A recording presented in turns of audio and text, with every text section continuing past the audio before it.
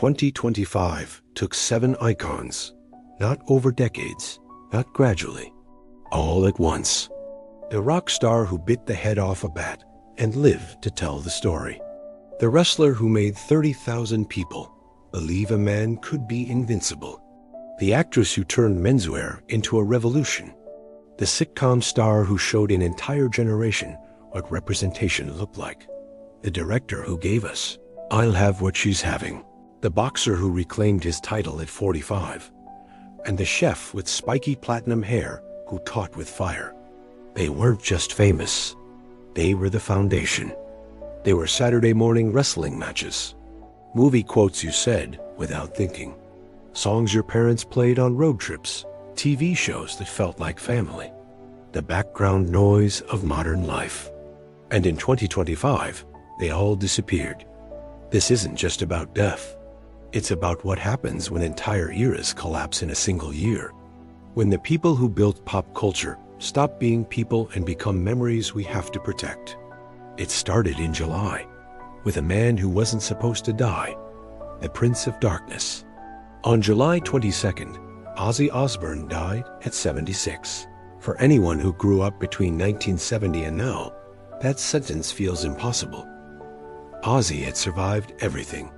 Decades of substance abuse, a quad bike accident, pneumonia, Parkinson's disease, spinal surgery. He had become immortal through sheer mythology. But mythology doesn't stop death. Ozzy was the blueprint for what a rock star could be. Dangerous, unpredictable, deeply human. He created the sound that became heavy metal. Paranoid, Iron Man, War Pigs. These weren't just songs. They were anthems for the outsiders who felt like the world had no room for them. By 2002, when the Osbournes premiered on MTV, Ozzy had already lived 3 lifetimes. And the show revealed something surprising. The Prince of Darkness was just a dad, shuffling around in sweatpants, struggling with the remote, completely baffled by his own life. That vulnerability made him even more legendary. In his final years, Parkinson's took his legs, but not his voice. He performed his last concert from a throne in Birmingham, the city where it all began. Weeks later, he was gone, and with him went an entire era of rock and roll. The immortal showman. 2 days later, Hulk Hogan died at 71. If Ozzy was the sound of rebellion, Hogan was the spectacle of it. He wasn't just a wrestler. He was a superhero made flesh. At 6 feet 7 inches and 300 pounds, with bleached hair and a handlebar mustache, Hogan commanded every room he entered. Hogan turned professional wrestling from a regional novelty into a global phenomenon. He made it okay for adults to care about scripted fights because the emotions were real. The drama was real. And Hogan knew how to work all 3 better than anyone else. He called his biceps 24-inch pythons. He told children to say their prayers and eat their vitamins. He pinned Andre the Giant at WrestleMania 3 and became the face of an empire. But Hogan was also deeply flawed. Steroid lies, a leaked tape, racist language that got him erased from WWE history for years. He wasn't the hero in real life that he was in the ring. He was just a man, complicated, messy, painfully human. Still, when he died, millions mourned. Because Hulk Hogan wasn't a person to them. He was a memory. He was Saturday mornings and childhood wonder. And now that was gone too. The quiet revolutionary. October 11th brought a different kind of loss. Diane Keaton died at 79. Keaton didn't shout. She didn't demand attention. She just existed in a way that made you pay attention anyway. The oversized blazers, the turtlenecks, the hats and vests in menswear. She turned fashion into self-expression before that was even a concept. But it wasn't the clothes. It was the vulnerability she brought to every role. As Kay Adams in The Godfather, she was the moral center of a violent world. As Annie Hall, she was awkward and real and achingly human. Woody Allen may have directed it, but Keaton made it feel alive. She won the Oscar. She became a style icon. And she did it all while admitting she never felt like enough. She didn't like watching her own films. She battled bulimia. She never married, not because she couldn't, but because she didn't want to. Keaton represented something radical, a woman who succeeded on her own terms, who didn't apologize for being unconventional, who proved you didn't need to fit Hollywood's mold to be legendary. When she died, the tributes poured in, but none could quite capture what made her so special. Maybe because Keaton was never trying to be captured. She was just trying to be herself. The sitcom that mattered. A week later, Malcolm Jamal Warner drowned during a family vacation in Costa Rica. He was 54. For most people, Warner will always be Theo Huxtable, the teenager from The Cosby Show, who represented something television hadn't really shown before. A black family that was defined by struggle. The Huxtables weren't a novelty. They were just a family, dealing with universal problems. Except they had black art on the walls, and jazz in the background, and pride woven into every scene. Warner understood the weight of that representation. He explained in 2023 that The Cosby Show changed the rules. Before it, black sitcoms were about being black.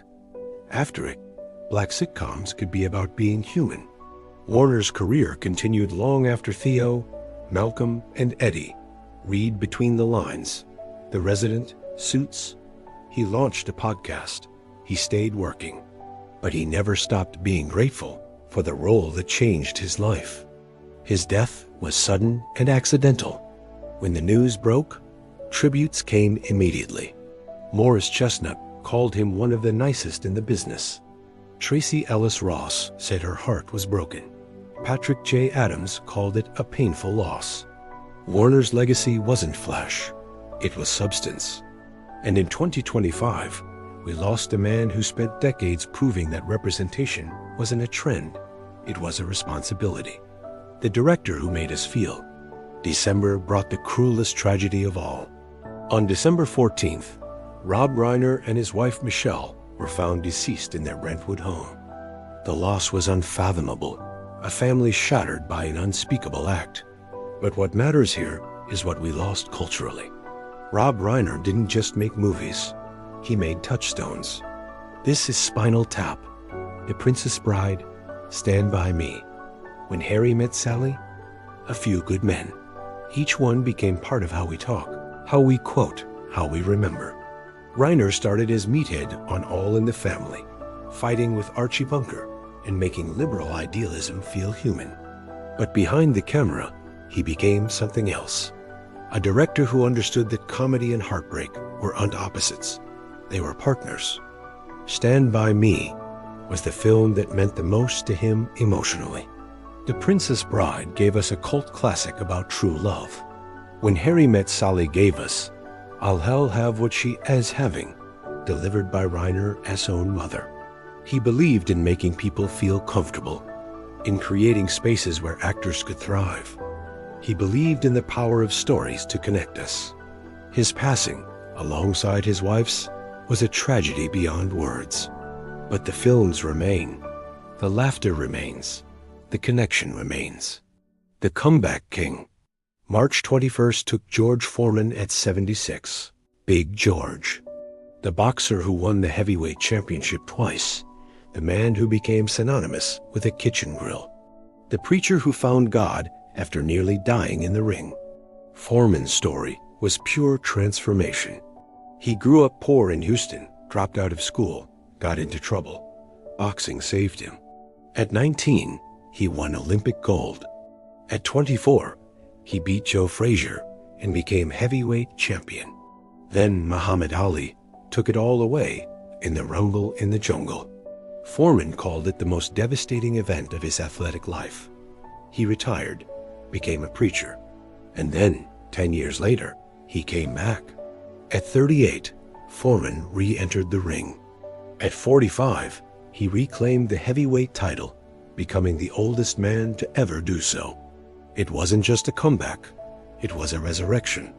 The George Foreman Grill sold over 100 million units. A second career built on something as simple as cooking meat. A legacy that extended far beyond boxing. Foreman had 12 children. 5 of his sons all shared his name. He wanted them to rise together, to fall together, to always have something in common. When he died surrounded by loved ones, the tributes focused on resilience, on transformation, on refusing to let one loss define everything. George Foreman proved that life wasn't about the first act. It was about the comeback, the chef who taught with fire. On June 17th, Anne Burrell died at 55. Burrell was fire incarnate, spiky platinum hair, a laugh that could fill a stadium, a teaching style that was part drill sergeant, part Italian grandmother. She didn't just cook on camera, she performed. As host of Worst Cooks in America, Burrell took people who could barely boil water and turned them into functioning chefs. She yelled, she encouraged, she made them believe they could do it. And when they succeeded, her pride was genuine. Burrell's love for food came from her mother and from Julia Child. She trained at the Culinary Institute of America, studied in Italy, worked at Felidia under Lydia Bastianich. She earned her place before television ever found her. Iron Chef America, Secrets of a Restaurant Chef, Chopped, Food Network star. She was everywhere. And she made cooking feel accessible, fun, loud, real. 5 weeks after her death, it was revealed she had taken her own life. The news devastated everyone who knew her energy, her passion, her seemingly unstoppable spirit. Her family asked for privacy. Fans mourned publicly.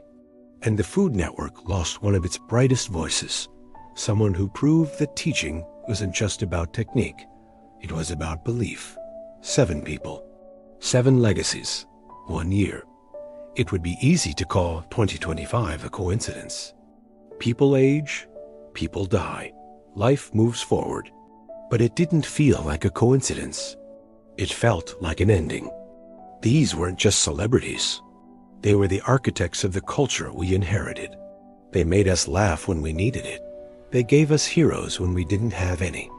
They taught us that transformation was possible, even after failure, even after loss.